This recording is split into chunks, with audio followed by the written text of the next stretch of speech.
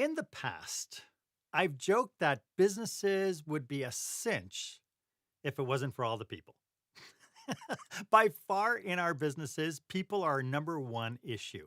For many of us, as you have, for many, actually, for as many people as you have on your team, you have that many issues to contend with.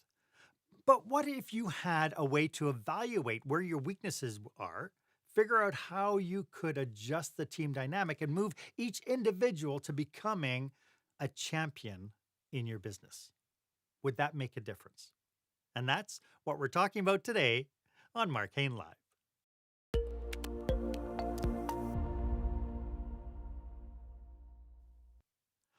Welcome to this episode of Marc Haine Live. This is where small business owners and entrepreneurs pick up core skill sets to help them create the jaw-dropping, show-stopping experience that customers and employees deserve. I am your host, service expert, and master of experiences, Marc Haine, and today my guest is culture expert Warren Barry. We will be discussing how you could see your people, your staff, from a different perspective. We will uncover an aspect of who you are that drives your behavior and your problem solving as a leader and how you can leverage it to build better teams. So stay with us. If this is your first time joining us, I'd like to say welcome. If you find this episode value, please go ahead and check out the other past episodes. There's 144 of them on the channel, so there's a lot to choose from. And I'd love it if you found value, if you could leave a review as well. I want to say thank you for investing the number one commodity that you have today, and that is your time. I hope that we can give you the value it deserves. We've talked a lot on this show about the importance of employee engagement.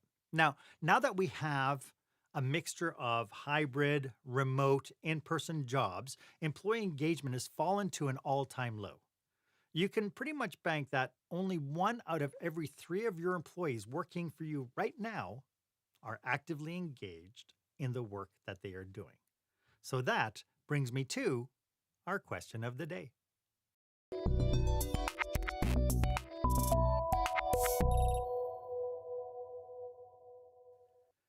You know, corporate culture has been a buzzword since the early 90s, if not before. But what does corporate culture mean to you? And what is your role as a leader in defining that culture? Well, okay, that was 2 questions. But go ahead and share this episode on your favorite social media platform. Hashtag it experienced leadership and put your comments down. What does corporate culture mean to you? My guest for this episode is the purveyor of the pond and human performance expert, Warren Barry. After being an entrepreneur and working in medicine for 30 years, he made a connection between the mind, the body, and performance, and what makes people healthy and happy at work, or not. Having that experience for himself and always being an odd duck, he decided to leave the nest and help other entrepreneurs and business owners discover their golden pond. Warren, welcome to the show. It is so great to have you here. Mark, I am absolutely super excited to be here. You're so engaging. It's going to be a lot of fun. And I just can't wait to tell your listeners or explain to your listeners a little bit of how to see their people from just a little different angle from what they did when they came on the podcast today. I love it. I love anything that shifts mindset. And I have a sneaking suspicion our audience today will get a huge mindset shift on opening up their perspective. But before we get started, could you tell us a little bit about how you serve your clients? The best way to serve my clients is getting into organizations and really helping them understand, number one, who they are as a leader, first and foremost. How do they serve, and then getting into how who do you have in your team? Sort of as I say, who's who in the zoo, or with my metaphor in the flying V of geese is like who do you have in your flock? So, how we best serve them is really start to understand who are you, who do you have, where are you going, which is a huge piece, and then how do we align your team in order to actually get them and everybody not only in the same direction, but going into what, again, as I say, about their golden pond. So it's really getting into a deep understanding of who you have and what do you have in them do, because as you said, that disengagement is becoming a really big issue and it's in a steep decline. So serving those people that way is to really get to really a deep understanding in performance. So I'd like to dig a little bit deeper into what you just said about the low engagement aspect. We have low engagement. We're hearing quiet quitting, quiet firing. What do you think is going on in the workplace today? Well, I mean, I think with the whole hybrid piece that really shook things up quite a bit. But what I'm finding, and something that I've been really working on a lot about lately, just recently, is that in our generation, and I don't want to age ourselves, but there was a time that was just do your job. You're getting a paycheck, do your job, do the work, and that's what mattered. That's what was important. And now what I'm finding in talking to organizations is that people want to be cared for, they want to belong, they want to be part of something bigger than themselves, and they want to have a purpose. It's no longer about the job anymore. I mean, that's part of it, but they want to be able to be that they want to have a feeling that I'm actually part of something bigger. And I think that's what really matters. And I think that's why this whole disengagement piece is really happening, because I don't think, I'm speculating here, but a lot of organizations know exactly, they know what they do, but I don't sometimes know where they're going, or even better, why they're doing what they're doing. Yeah, or somewhere along the way they've lost that. And I think, to that point, when I worked in economic development, I would go out to all these businesses, which, the businesses were there, but when you walked in, you sense that there was a lack of passion. And Mhm, when you talk to business operators, a lot of times it's like, what's going on? Oh, well, my business is like this and my people are like this. And then when I asked one very powerful question, and that was, how did you get started in this business? And all of a sudden, their eyes would light up. They'd become more passionate. All of a mhm, sudden, they were more animated in how they talked mhm, about it. And it's like, where is that passion? mhm, So what do you think is happening? Do you think in the scope? I mean, obviously, we've had generational differences between. I mhm, remember reading the Seven Habits of Highly Effective People back in the '80s when we were talking mhm, about we're now in the knowledge age, and mhm, we've gone from kind of the industrial age where we wanted hands, the knowledge age where we want the hands and the brain, and now we're more into the relational age where we want the mhm, hands, we want the brain, and we want what's in the heart as well. So mhm. why? What's shifted? Do you think now more than I think even before the pandemic? What do you think that big catalyst was? Oh, that is a great question. Boy, you're gonna make me think on this one of what I guess what I'm seeing, and I don't know exactly why. I don't have the why actually in my Okay. head, but what I see the shift, but it is more about purpose. And I'm going to give you sort of two lines that I'd say, because it goes into culture, and maybe bring this back around, was that number one, the culture is best defined by the level of behavior that a leader is willing to tolerate. Hmm. So that's line number one. The second one is, as a leader, if you do not clearly define the culture of your organization, everyone else will make it up. And I think that that's the piece. I think it's a communication piece. We've gotten very really fast paced. We're trying to think move really quickly, but I'm not sure if that message is actually being taken up through the organization. Again, I think people before had jobs and now they want purpose, and I don't know exactly where that turned, but I think that is the shift that I'm seeing occur in organizations. Yeah. One of the catalysts that I think I've noticed with a lot of people and businesses was the remote working. We went from work Mhm, life balance to work life integration. And the minute that happened, leaders were now able to see kind of the people on their screen when they were remote as human beings with another life. They were able to mhm, see that Karen had a dog and that they have a 5-year-old child who keeps running in and out, and that she's a busy mom, and they were able to, all of a sudden, that awareness came to the forefront. But at the same token, the when people are being pushed back now into the workplace, it's almost like leaders want it to go back to the way it was, but the employees mhm. want what happened in COVID to stay. So I want to be seen as that human being. Mm. Does that make sense? Oh, absolutely. I guess that's that whole purpose thing, and just there's I have two thoughts on this. Is that number one that that people want to be cared for, and I think the next wave, and in the what I predict in the future, is that people want to belong to something from where we want to take care of them from 8 a.m. to 5 p.m. Right? We want to take care of our people while they're at work and while they're doing the job, whether they're at home or whether they're in the office. I think the next shift is we want to figure out how to take care of people from 5 p.m. to 8 a.m. and bring, and we take care of the whole person. And that goes back to the whole person, which is they have a dog and they have their 3-year-old and have a 5-year-old and they are soccer and there's this and there's that, and I really think from a leadership standpoint that through the whole COVID experience is that leaders really had a hard time being leaders because they all became counselors. Hmm. And they were reacting and responding, so that was really hard to, I think, for people to lead in that time because everything was on the reactionary stage. We didn't know what was going to happen next. So, and we're trying to console, and now we're trying to get back at it again. So it's kind of like, when something gets stalled out, when you have momentum and it gets stalled, how much energy it takes to get that back going again. And I think that's kind of the phase that we're in, of just we want to get back there, but there's only so much energy. It's interesting, as you were saying that, an image popped into my head of Wile E. Coyote and the sheepdog. Fred, do you remember when they'd be out in the field and the coyote's going to do the thing the coyotes do, and sheepdog's there to protect the sheep, and then the whistle blows, and they both go to the time clock, and stamp out, and you go, okay, Fred, see you tomorrow. It's kind of like that, right? It's like we have this one role from the 8:30 to 4:30, and then this other role from 4:30 Mhm. on that we might not be privy to understanding within the human dynamic of our team Mhm. members. Yeah.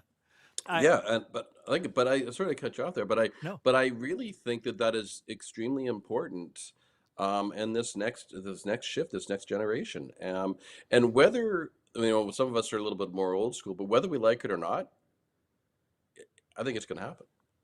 Yeah. I believe it will too. I believe this. I think we've pulled back the sheet on this work-life balance into this work-life integration, Hmm. and people are going to want work to be part of a whole, not to be a standalone kind of role definition. And it's like, okay, I'm Hmm. putting this hat on now. Now I'm going to put on this hat. Um, Right. I've spoken to a lot of business operators who really are in denial when we talk about employee engagement. Like when they say, "Oh no, I've heard the stat, but all my people are super engaged." Um, what are some of the signs that leaders should be aware of that might point to the damage that low employee engagement is causing in their organization? What's the checklist? Oh boy. Well, number one, Oh, by the money. way, I only Uh, ask small questions. yes. I'm glad that you keep them very simple. Um, yeah, yeah. Well, I mean, number one is money, but I really think, and I'll say this, when you have that employee, gauge back to your high performers, gauge back to your champions, the people that are really involved and engaged in your business. And when you talk to them and integrate with them and you interact with them, you will see that spark, that glimmer, that energy that you either going to feel or hear, and I still think it's palpable. And so those when you look at those people and say, okay, what are they doing, and in order to do what they're doing, and I believe that there's a proper alignment in their role, there's a proper alignment in their belief, there's a proper alignment in purpose. And so those are the things you want to try to measure back in. Now, on the flip side of that is, are they showing up for work? Are they complaining? And I will say that complaining is not a strategy. Are they looking? What else are they looking for? And if they're complaining about work-life balance, if they're complaining about how much money I'm getting paid, if they're complaining about the things that at the end of the day, they matter to a point, but they really don't matter, is I think those are the things you got to start being wary of in the checklist of start looking. And do you see that spark in their eye? Do you see them smile and engage and show up happy? And do you actually feel the energy in the room when they're in there? And which way does it take you? Does it, does it swing to the way of the bit of an energy vampire? And you know who they are. Don't kid yourself. You know who they are, right? Or does it swing the other way when you're actually when you're around them, you actually feel that they're uplifted. And one of the things I will say, Mark, when I work with organizations, and I have I won't give away the secret sauce, but there's a little game that I play with them, which because learning should always be fun. But what I do is I have these people do some things, but I have them in line with who they are, how they problem solve, because we're measuring it. We know instinctively how they problem solve. So what I do is I set them up for success, and I get them to do some tasks, right? And you watch it, and anybody else in the room, you can feel the energy. It's fun, it's exciting. We're setting them up for success, right? And this is great. Everybody's having a great time. We're in the party. And then what I do is, because they did such a great job, and we give them a big round of applause, we pat in the back, all right, and then we incentivize them with 6 more weeks of vacation and double their salary, right? And we give them a promotion because they did such a great job. And then what we do then is I flip their roles on them of what they need to do. And I'm really simplifying this down, but this is really fascinating. When I flip their roles upside down, into their new job descriptions, and what I'm doing is I'm actually setting them up for failure, because again, I know how they problem solve. And it's really amazing. It's a 4-minute exercise, but it's the 4 longest minutes of their life. And people will actually quit before they start. On average, it's about 2 minutes and 30 seconds. One of them will bail out, and by 4 minutes, they can't wait for it to be over. But when you feel the energy in the room, when we do it one way, and you feel the energy in the room the other way, I said, no, it is absolutely palpable. And I say, so we had them do the exact same. We had them do the same task, same job, right? But they got a new, but the task itself was the same. How we made them do was different. That was the key. So I said, if you're in the cubicle, if you're in the boardroom, if you're in the around the water cooler, I don't care where it is, pay attention to that energy around you, and you will know what's going on around you. Pay attention to that. Now, there's no words there, but the energy will speak a lot. And you can always feel it. And what I find really interesting is when I work with some operators, business operators, either in retail or hospitality, to your point, you can feel when people are walking on eggshells. You can feel when people have something negative going on. And I think what a lot of leaders do is, I'm just so busy, I don't have time to address this, so I'm just going to leave it go and let it sort of self out. How is that as a strategy? Well, here's the funny thing, and this is actually called the law of thirds. We'll talk about that for a second, because this, I think, is really interesting, and I talk about a lot with organizations. Is the law of thirds, basically saying, if you look at the stats, even on disengagement, they'll say, there's basically up to 35% of your people are disengaged. Now, remember, there's 2 kinds of disengagement. There's one is the disengaged, which is, should I quit or should I stay?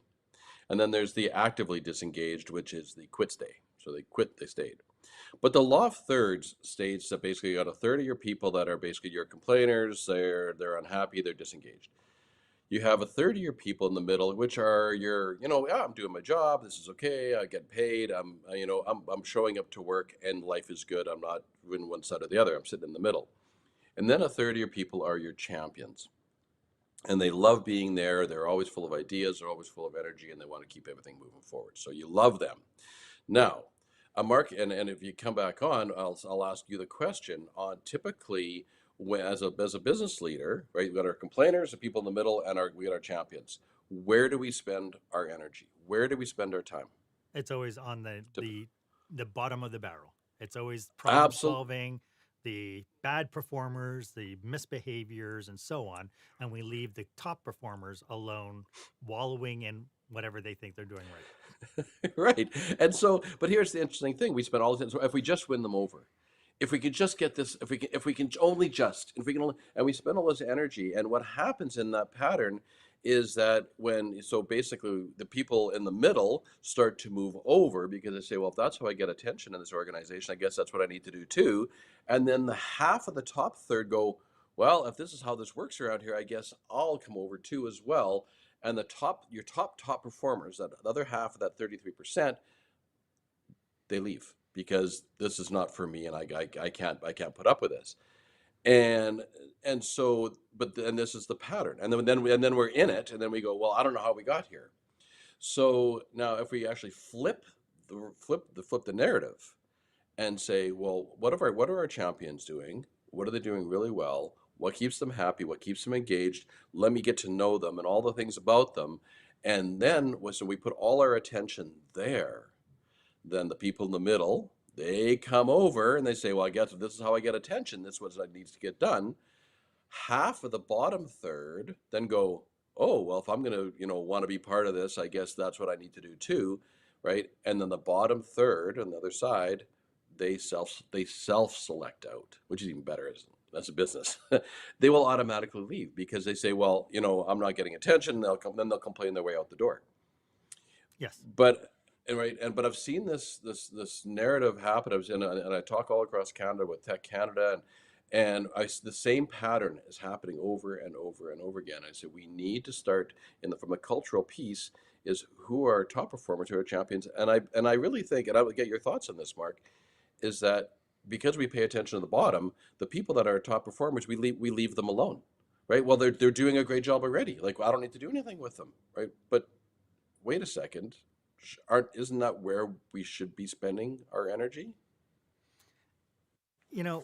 It's interesting that you say that, because the other thing that happens when we're focusing on the bottom tier is that we then our business is reactionary to that bottom tier. That's where Mhm. we're starting to set policies that says thou shalt not whatever, because we're trying to compensate for bad behavior, which in its spin-off will affect the people at the top end who are like, well, why am I being punished when I don't behave badly, but now it's affecting my work and what I'm doing as well. So we're kind of fanning those flames and making sure that it's going to be all consuming at some point in the corporate culture.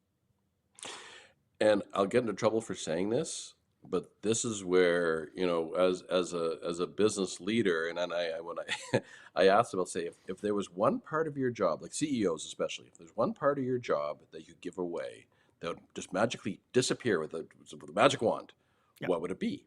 The number one answer: People. HR, people. Yep. Wherever there's people problems. Yep. So now, what do they do then? Well, let's hire HR, which really didn't solve the problem. It just sort of just moves it over, right? But now this is where I get into trouble. And a lot of times in HR, they take the human out of human resources, and then now it becomes masters of policies and procedures and rules and regulations. If you don't follow them, right? And then the people at the top, it goes back to your point and saying, yeah, well, why am I getting punished with all this? Well, because we're trying to control this bad behavior, which really isn't human resources. It's sort of inhuman resources. I get Well, in trouble for saying and that. it goes from, I think Stephen Covey said it really great. He said we manage things and we lead people. Right. And so when you go onto what you just talked about with human resources coming on board and the leaders becoming, now I want to manage people and I want to Mhm. manage their behavior. And I've always said from day one on this podcast, I love the phrase, what gets recognized and rewarded gets repeated. It is the best way to change behavior within an organization. Is you find, even with your bad performers, you find something that they're doing right, you recognize it, you reward it very specifically, and you just reinforce the good behavior. And all too often, I think the good behavior is what we're ignoring, and we are just working on that one squeaky wheel. Hmm. Yeah. Yes, the squeaky wheel, as they say, gets the grease, right? Yeah. And it's just typically what happens. And one of the things on that same note, and in the work that I do against serving my clients, and really, I get into what's called the conative aspect of your mind, and that is actually a real word. Conative is a real word, Hmm. but it's your instincts, and it's a part of your mind that doesn't change over time. So it actually, this is your problem solving strategy. And so when I'm going to come up with problem A, and I'm going to come at it my way subconsciously. It's a subconscious part of your mind. You may come at it, your way. We're still trying to solve the same problem, but you see it through your lens, And then, somebody else, one of your audience is going to say, well, I wouldn't, why would you do it that way? I'm going to do it this way, right? We're all, right. Your eyes and ears only see and hear what your brain is looking for. So we all see the same thing, but we're all trying to come at it different ways. But what really becomes interesting, and this talks about culture and going back to this, this whole podcast, is that when we put somebody, just like I said, when I flip those people's roles in this little game that I play, right, what we actually realize at the end of it all, once we debrief it all and I can understand what's going on, right? If anybody's going to be blamed for the problem, it was me.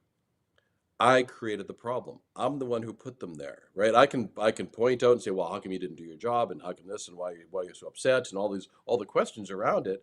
But I'm the one who actually created it, and it does go back to the point of you don't know what you don't know, and so if I don't know what makes that person tick, if I don't know what lights them up, if I don't know what's going to make them the best performer for the role that they're in, then I just, well, just because they had previous experience doesn't make them good at it. And so going back to this whole instinctive drive piece, is that's really gets really important, that we actually understand that this, when I put this person in this role for what they do naturally, again, goes back to what you said earlier, right? We can hire their hands, we can train their heads, but until that we have their hearts, we'll never have the whole person. We can train skill. We can have ice cream Sundays. We can have ice cream Fridays, or whatever the case is. But the thing is that heart is actually when we're aligning that person with the role. And one of the really prime examples is probably overused, but I'm going to say it anyway. Is that we take our top, you take your top salesperson, right? I mean, they're doing great. They're knocking it out of the park. They're making money. They're having fun doing it.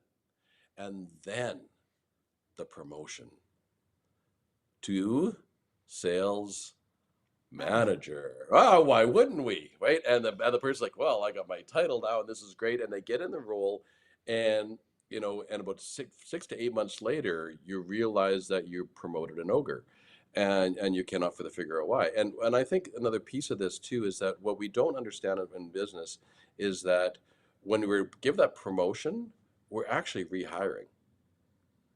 But we don't. I Yes. don't. We see it as a rehire. We see, because they're already hired. They're already working for us, but they don't see it as a rehire. And when we're rehiring again, now what are you asking them to do? Not whether they like it or not.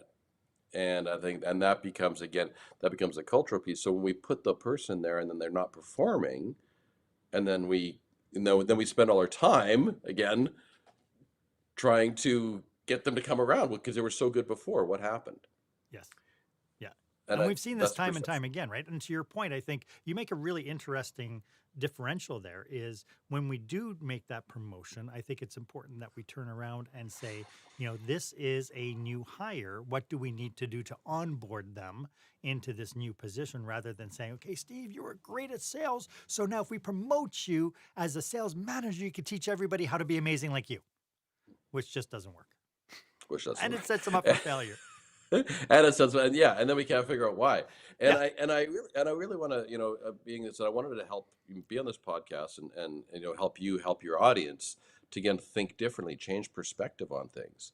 So I'll just give you just an example. And let's just run with the sales example, because sales is really actually kind of fascinating. But there is people out there, instinctively, whether again subconsciously, who love sales. Now there's different aspects of sales, and I've seen this when we're helping organizations hiring, helping them hire the right people for the right roles. So there's people that are driven by the sales, by the it's all about, eat what you kill. It's all about sign the deal. It's because it's a game, it's a crisis, it's chaos, it's fun, it's exciting, and because I get to, like, I seal the deal. This is great, and that for them is very, very exciting and fun, because instinctively it's a natural connection. It's an energetic connection. Now, there's people at the other end of the spectrum who don't want to sell anything. Now we have them in sales. They don't want to sell anything, and they're like, they sit back and they don't want to go out and do cold calls. They don't want to go out and drive. They don't want to do those things. Now both are in sales roles, and I want to just keep. I'm going to make this thinking differently. The people that are the real heavy sales go out. Let's call them car sales people, just for fun. They love being on commission based because everything is a challenge. Everything is strive to something new. Everything is what can I go and gain from this? And I want to, again, as I said, I want to eat what I kill. The people at the other end of the spectrum who don't want to sell, but they're great customer service people, but don't ever put them on a commission-based sales, because what they're looking for is they're looking for stability. What's going to be the same? How can I be sure? They're gonna fight for stability and to actually be in the known. Now, those people never want to sell because the fact is they're not driven by sales, but they're driven more by maybe let me give the client or the customer more information and give them let me follow through on this process, and let's carry this through and have a conversation and all those things, and hopefully they will buy. Now, again, both are in sales, two totally different aspects of sales. But when you take the one person who's been, let's say, the inside salesperson, and you want to promote them to outside sales, and you change their pay format, and you change the commission structure, and you try to get them on sales calls, and they stop performing, right? They're the same person. We're still trying to do sales, and they're checking out, and they're starting to disengage. And most people, they can't figure out why. Well, it's because of this instinctive drive they have. They have experience, but experience isn't enough. I always tell people, organizations, is that you can take someone who's really smart, educated, lots of experience, ton of skill. Great, we've checked off all the boxes, and they seem to be outgoing, and our values match, and they have good beliefs, and they have a good personality, and we get along. This is, oh my God, I found the perfect hire. Don't only hire smart, nice people. It is not enough. You have to know, not guess, you have to know what instinctively drives them, because you're actually, believe it or not, you're talking to their subconscious mind, not their conscious mind. And when you start to align that, and it goes back to my metaphor of, it's geese flying in the V formation. Geese fly 71% more efficiently in the V formation than they do than flying alone. Because everyone feeds off the one in front of it. The lead goose never stays the lead goose. So that means that in nature, pay attention to nature. It'll teach you a lot about business. Nature doesn't try. Nature just does. Yeah. But that lead goose is always changing out, right? Which means that everyone in your organization now becomes a leader. Because when I'm going to drive outside sales, there's my lead goose. When I'm going to drive inside sales, there's my lead goose. When I'm going to create a structure and a plan and a system, I have a lead goose for that. When I want to have somebody find an alternative, see around corners and see patterns really quick, I now have a different goose. But once you know that and you're rotating them out, there's your effectiveness. And everyone plays a role, and it's always moving. And the one last thing I want to say about this, Mark, is that when geese fly in the V formation, and I think this is really important, is that they can all see where they're going. Every geese it's not blind faith. You don't ever see them fly in a straight line. They're always flying because everyone can see. So until that leader, right, clearly defines, and north is not enough, right? It's like, Mark, here's a compass, don't get lost. Right? If you don't know how to use a compass, what good is it going to do you? So north is not enough. We're going north, and we're going to here, and right, and then clearly define where we're going, and then that's where everyone starts to actually fly together. And I think that's really key. You've talked about so many different aspects of this idea of zone of genius, and so I'd like to kind of dig deeper a little bit on getting people and being able to pinpoint where people's zone of genius might be, and we'll get to that right after this. When the spotlight shines on your business, are customers applauding or yawning? In other words, how is your business performing? Make your business a star with the new book, Lights, Camera, Action, Business Operational Excellence Through the Lens of Live Theater by Marc Haine. Marc uses his business and acting experience to help you see your business like a live show, so you can create a performance your customers will never forget. Buy Lights, Camera, Action today at your favorite online retailer or directly at marchaine.com. I am speaking with sought after speaker and purveyor of the pond, Warren Barry. Warren, I have to ask you, why purveyor of the pond? Well, you see, my whole metaphor that I work with is the flying V. So it's all about ducks, and it's all about geese, and it's all about nature. And if, again, watching nature, nature doesn't try, nature just does. So the purveyor of the pond is we're all in the same pond. We're all in this together. And so therefore, I become the purveyor of the pond, and hopefully the lead goose that I can actually help organizations fly. And once they figure out where their golden pond is, I get to go off and find another pond, and then find another Lovely. pond. And Gotcha. And so it's not about holding into the same pond. It's about how do we no. evolve it, right? Yep. Now you talked about this conative aspect of the mind, and there's a phrase called conative stress. This was a new phrase. I actually had to look it up because my spell check, when I wrote down conative, it changed it to cognitive, and Yes. so can we just with probably a little bit more clarity, I guess, is what is conative aspect of the mind or conative stress, and how does it drive our decision making? Ah, fantastic question, Mark. Beautiful. So every person has three parts of their mind. Every single human. Okay. And so we have now, again, let's go to the spell check. This happened to me just the other day. It's actually pretty funny. When I worded spell check it to cognitive. So Microsoft, listen to this podcast.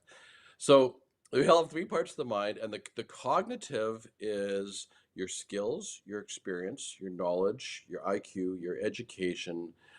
These are the thing. This is the thinking part of your mind. So these are the things you learn over time. So if you think about education, well, education from kindergarten to grade 12 or after, I keep learning new things. But that piece of your mind is always changing. It's always developing, or if it's not, there's a bigger problem. But the cognitive is where was our thinking piece. The affective part of our mind is the feeling side of us. And so that is, it's your emotions, your values, your beliefs, your personality lives there, your motivation. And that piece of your mind is always changing. Again, so when we look at things like, as an example, for an assessment, it's a business podcast.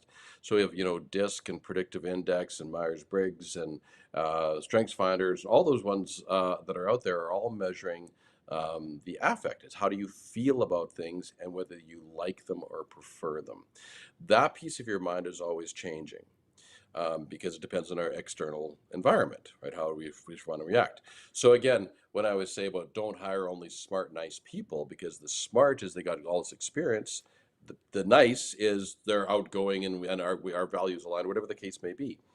The conative is that is our doing. So this is how we take action, and this is your drive, your mental energy, your instincts, your talent. This is your problem-solving strategy. This is how you do. So when we think about this, try to break this down to make this understand. So if let's say we have your zone of genius, very sort of falls into this because that's more affect, is what you like, and so that becomes potential energy. This is where I want something to occur, or I'm moving towards this. I sure like this. I want to have a new car. Whatever, it doesn't matter what it is. But that's our potential energy. And as soon as we say yes to that, or the conative aspect of your mind, again, this piece doesn't change, this drives your behavior, is now, and it's subconscious. There's no words to it. There's no words in your subconscious mind. And what happens, that starts your problem-solving strategy.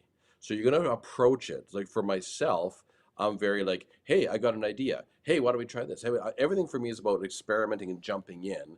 And all the bean counter financial people, I drive insane because they say, well, where's the report? Where's the data? What's the history? What's the evidence? What have we done before? And I'm like, what? Yeah, but why? Why would we look in the past? We're going to look in the future.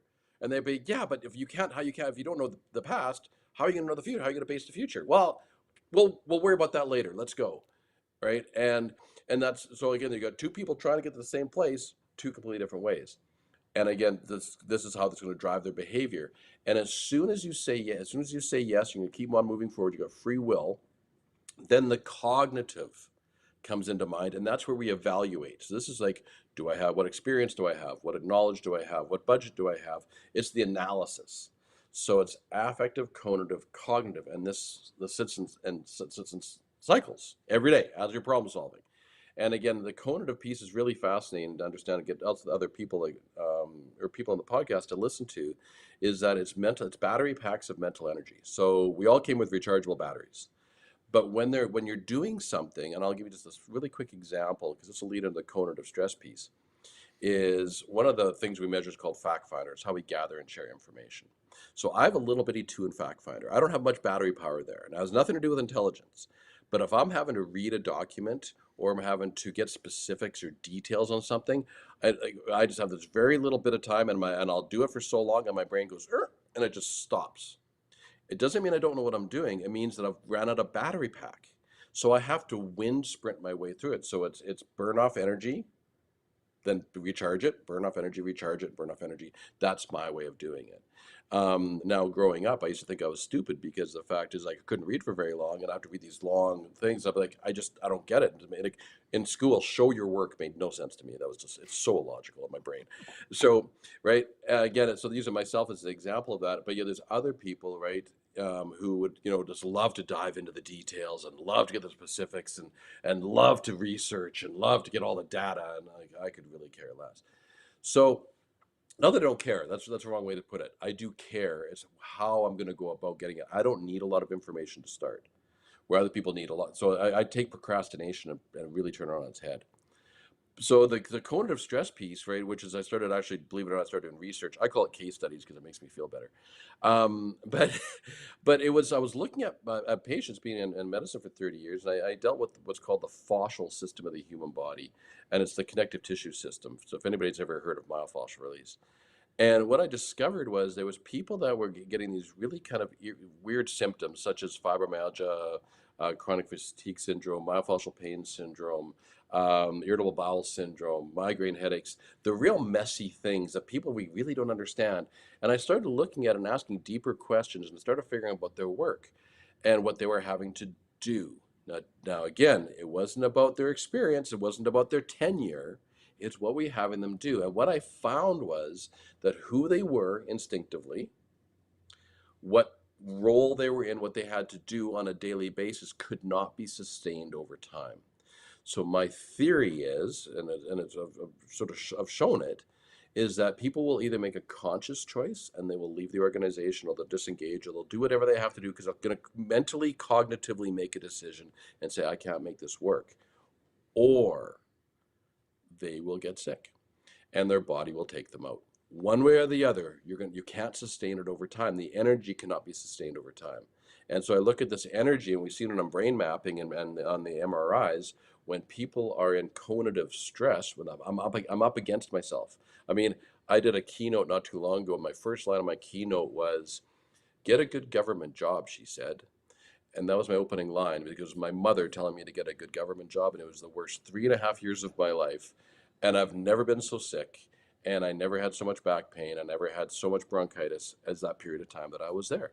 I couldn't be myself, and I could tell you all sorts of stories, but it was my aha that I was like, that actually happened to me. I was trying so hard, and I could I do the work? Yes, but I couldn't sustain it over time. And that was the conative stress. And I started to see in patients, I started to see the patterns.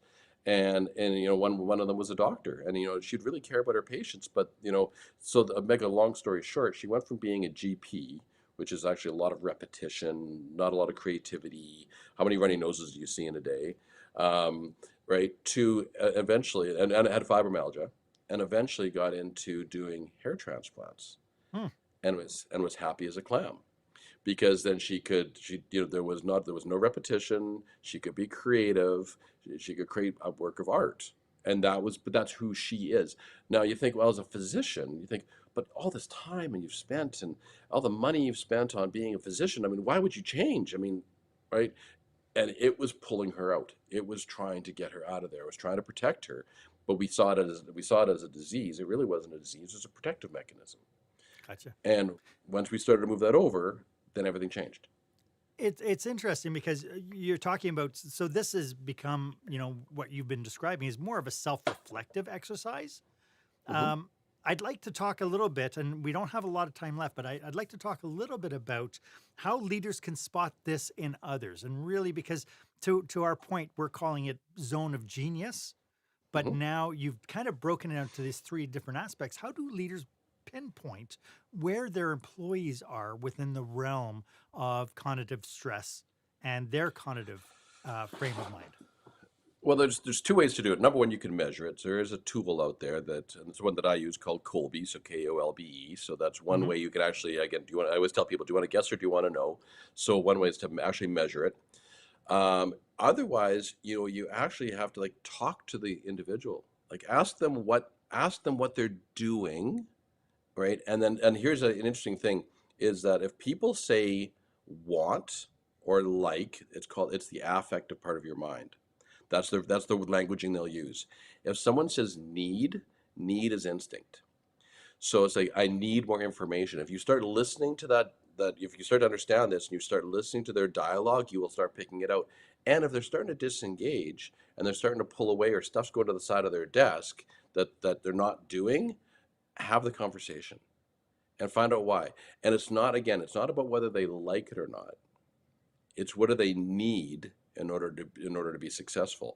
And and the other and the leader themselves, right? I mean, the CEO, like we have this idea we got to be everything to everybody all the time. Try to be the lead goose over the entire trip. Let me know how that works for you. Yeah, yeah, and that's where burnout happens, right? When you're the That's where lead goose burnout the is. whole time. I'm loving this, Warren.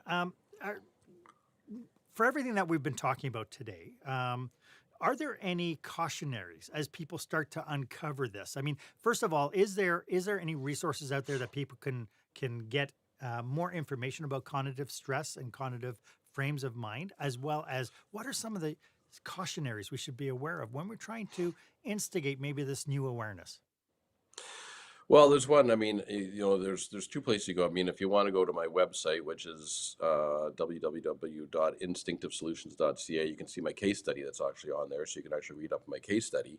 And I also wrote an ebook, also on what we call transition, is where people are in transition. I wrote it through COVID because I was seeing these people being pushed and pulled. So there's that resource there, and there's Colby, so Kolbe.com. Colby.com has a lot of information on the conative aspect of the mind. Otherwise, go looking. It's going to be tough to find, just like you did too. So, but those are two great resources to look, and then Kathy Colby, I think, it's got a few books as well. So that's two great resources, and look at that. That's a great place to go. And again, on the so your question was about the not the dangers, what the The cautionaries. cautionaries of being able to uncover this and trying to implement some sort of awareness around this. Well, I think one of the cautionary things is to find. Sometimes you might find out. Careful what you find, because and I see this happen quite a bit where we have people in the wrong roles, and I've seen it over and over again where they've tried and what we do is we measure who they are, and we also measure what their self expectation of their role is. We also measure what the leader's expectation of the role is. So we can measure these things, but what I found was there's some people that they were trying so hard to try to conform, and and once we opened up Pandora's box, then it was number one, the floodgates came down. But what we found was actually had them in the wrong role. And so that gets cautionary, because the fact is we discovered they're in the wrong role. So if they're a really good human being and we really like them, we want to take care of them, we have to find another role for them in the organization. And if you're a really small business, you may not have. And it may be, and at that point, I always say there's nothing wrong to be a great company to be from. Yes. Help them find something else that actually aligns with who they are in another organization, and lead them that way. And that's A-OK too. Yeah, I love That's that. great. Warren, do you have any last thoughts about what we've been talking about today? I just think that, I always, for business leaders, I think this is number one. I think it's really important that people just don't understand this part of the mind. They don't, they think it's a personality problem, and a lot of times it's not. And it's not personal. It's not personal. It is just people are coming at it their own way. And I think that it's really important to really discover who do you have, and I always say, who is the who to your what, right? Who is the person who does it better than you can for what needs to get done, and then get out of the way and let them be their best selves. and they'll let you be your best self. And I think that, when you can start doing that, that's when the business that I call it it's the Rolex watch, or it's the flywheel effect, right? You start to gain perpetual motion because it just starts to feed upon itself. And there is your culture. There is the culture. And you mentioned at the very beginning of the show the definition of culture. Could you just repeat it one more time? So that's the level of behavior that a leader is willing to tolerate is number Level of one. behavior that a leader is willing to tolerate. And the second one is, if you don't clearly define the culture of your organization, everyone else will make it up. I love it. Could you remind everybody one more time how they can get a hold of you? Yeah, so my website is www.instinctive, just like it sounds, instinctivesolutions.ca. My email is warren@instinctivesolutions.ca. And you can find me, Warren Berry, on Facebook. I'm on LinkedIn. It's probably my primary way, because I think, for getting hold of me, because it's business. So that's probably the best way. Love it. Warren, thank you so much for being here today. Thank you so much for sharing your knowledge, your passion, your expertise. This has been the quickest 51 minutes I think I've had on this show. It's been brilliant. Thank you so much for joining us today. I really appreciate this, Mark, and I love everything that you're doing. And we're definitely going to promote your show, because I think you're doing a great thing for business leaders. Well done, my friend. Thank you very much. And I will put it out there that, Warren and I are passionate about the topic that we talked about today. If you're going to be setting yourself up to do a leadership retreat or any kind of convention, conference center, and you think you need a keynote speaker or breakout speaker that could really enhance your attendees' experience within your conference, then please check us out. Have a conversation with us. Let's see if we can uncover how we can serve you and your attendees. Likewise, if you have any questions about today's episode, or you would like a complimentary 30-minute brainstorming session with me, and I'm sure Warren is going to be more than willing to do the same thing, feel free to book yourself on my online calendar. The link is down below. And if you want to get hold of Warren, check out his website, connect with him on LinkedIn. As always, I am at your service. And if you haven't done so yet, why don't you subscribe to this feed and follow me on social media? You'll get the first posts, you'll get first notifications when I bring you fresh new content each and every week with new experts, new topics that are relevant to you. My name is Marc Haine. I hope that you stay safe. I hope you stay healthy, and I dare you to be the exception. Thanks for joining me today.